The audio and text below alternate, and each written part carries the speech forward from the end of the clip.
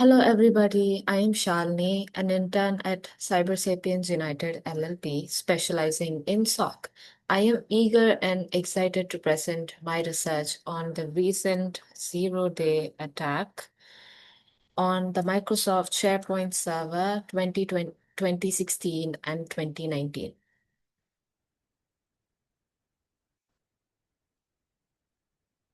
Let's start by understanding what SharePoint is. SharePoint is a web application platform, part of the Microsoft 365. It is primarily used for building an intranet to manage and share files.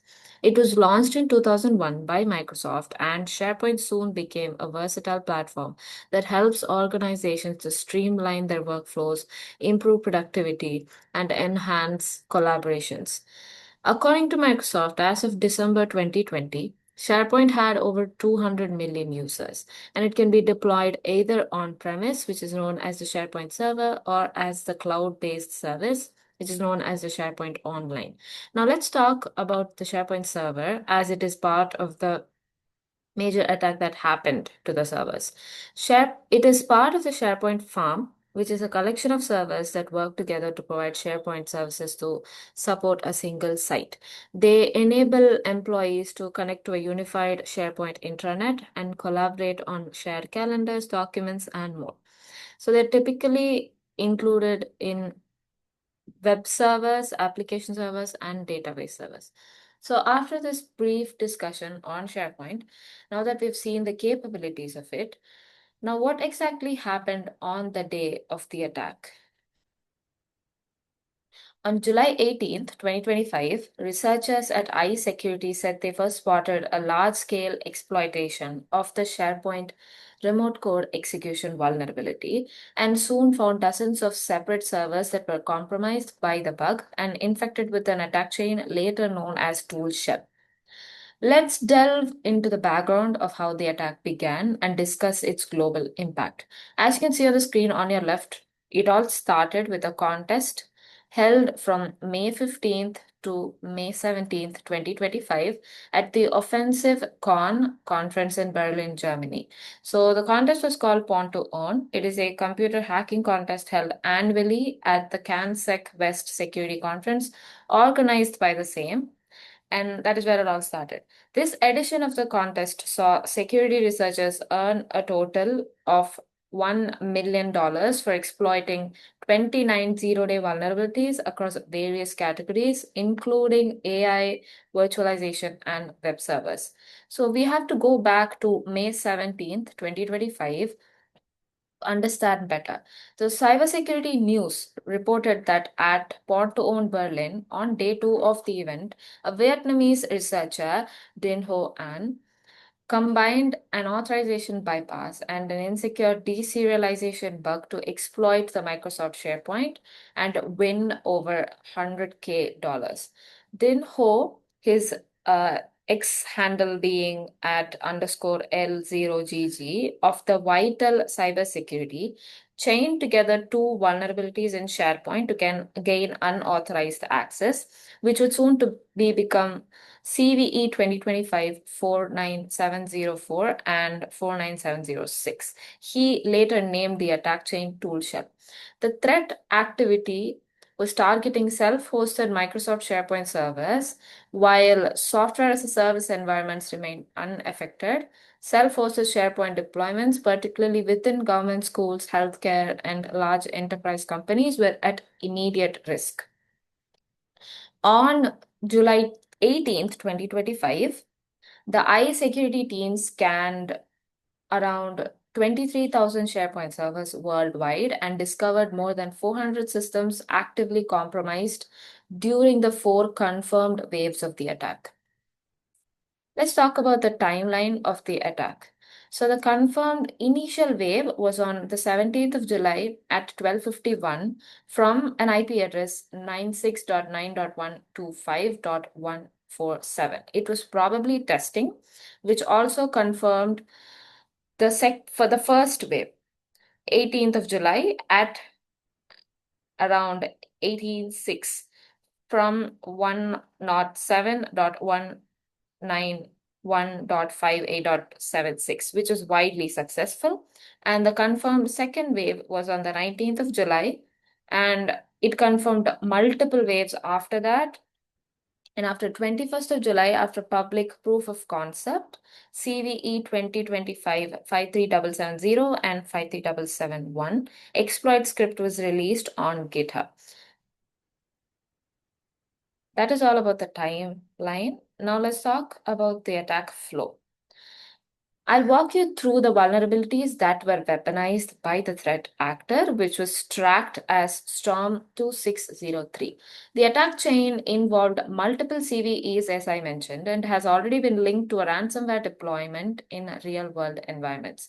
These vulnerabilities target on premise Microsoft servers, and they're chained together. These flaws allow a threat actor to remotely execute arbitrary commands on target SharePoint instances without any credentials. Microsoft attributes this campaign to Storm 260, a threat group assessed with moderate confidence to a China-based group. Here's how the attack unfolded. The attacker sent a crafted post request to a vulnerable SharePoint server. This uploaded a malicious web shell, which was known as spinstall0.aspx and its variants. The script allowed the attacker to extract machine key data, which is critical for forging authentication tokens and gaining broader access, which then exploited the process w3wp.exe, the worker process supporting the SharePoint servers, which is used to run attacker commands on the server. And once in, Storm 2603 performed a discovery operations like who am I to verify the privileges. And then they ran the scripts using CMD, disabled the Microsoft Defender via registry changes using services.exe, and they maintained the persistence and tampered with IIS configuration to load suspicious .NET assemblies. So it then allowed them to uh, steal credentials and lateral movement. They use the mimikatz to dump the credentials from the LSASS memory, retrieving plain text passwords. For the lateral movement, they deployed PSEXEC and the impact toolkit and executed these commands through the Windows management instrumentation. All these helped the threat actor to navigate the network silently and with privileges. So the final stage was the ransomware deployment. After gaining the full domain access, the group modified the group policy objects to distribute warlock ransomware across compromised systems. This stage marks the full compromise of the environment from initial access to complete ransomware impact. It led to a full server compromise, and the attacker stayed under the radar. They achieved domain-wide reach and deployed the ransomware, causing data loss, business disruption, and extortion. This was a high-risk nation-state level threat. Let's talk about the threat actors. So it all started with three groups: Silk Typhoon, Linen Typhoon, and Violet Typhoon, all of them assessed to have links to the Chinese state-sponsored activity. So they are state-affiliated threat actors which were tracked by Microsoft and believed to be operating from China, each with distinct histories and targeting profiles. Silk Typhoon has been active since 2010, and they focused on long-term espionage campaigns targeting diplomatic and defense sectors by using custom malware and stealth techniques to evade detection. And the next group was Linen Typhoon, which is also attributed to the Chinese Ministry of State Security. And they emerged around 2016 and had conducted operations against political entities, activists, and infrastructures using credential theft, zero-day exploits, and targeted institutions.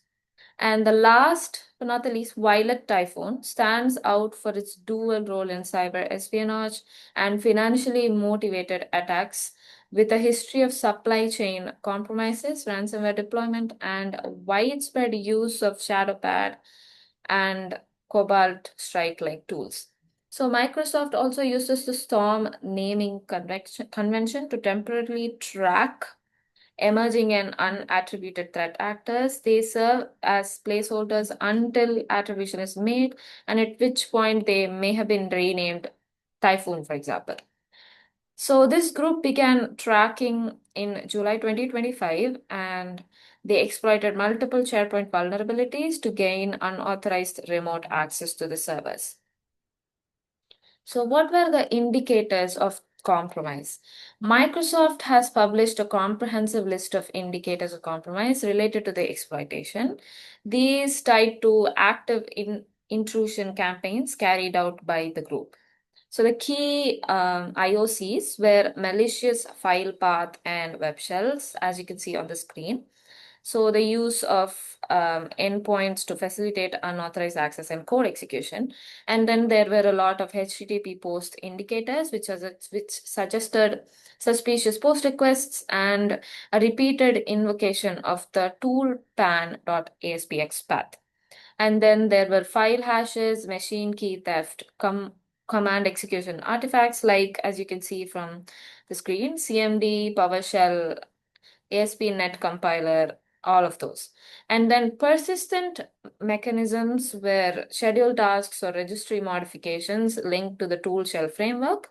And then they also renamed a lot of binaries and DLL side loading for a stealthy execution. Microsoft has also included hunting queries. Organizations were strongly advised to search for listed file hashes and URL patterns in logs, if affected, scan for unexpected ASPX files in SharePoint web routes, monitor for web server processes, and rotate machine key secrets if compromise was suspected. These indicators of compromises were crucial for detecting and mitigating institutions resulting from this exploitation campaign. So, how did they mitigate? To ensure the continued security of the SharePoint environment, there were key mitigation measures that were implemented, which included the use and upgrade to supported versions of the server, and anti-malware scan interfaces were supposed to be turned on, and they also suggested deploying Defender antivirus on all SharePoint servers. Deploy Microsoft Defender for endpoints. Rotate. This was very crucial. Rotate SharePoint server ASP.NET machine keys, and then restart IIS on all SharePoint servers using iisreset.exe. And then they also advise to implement respective and subjective incident response plans. What was the post-incident response like? After the SharePoint vulnerability was identified,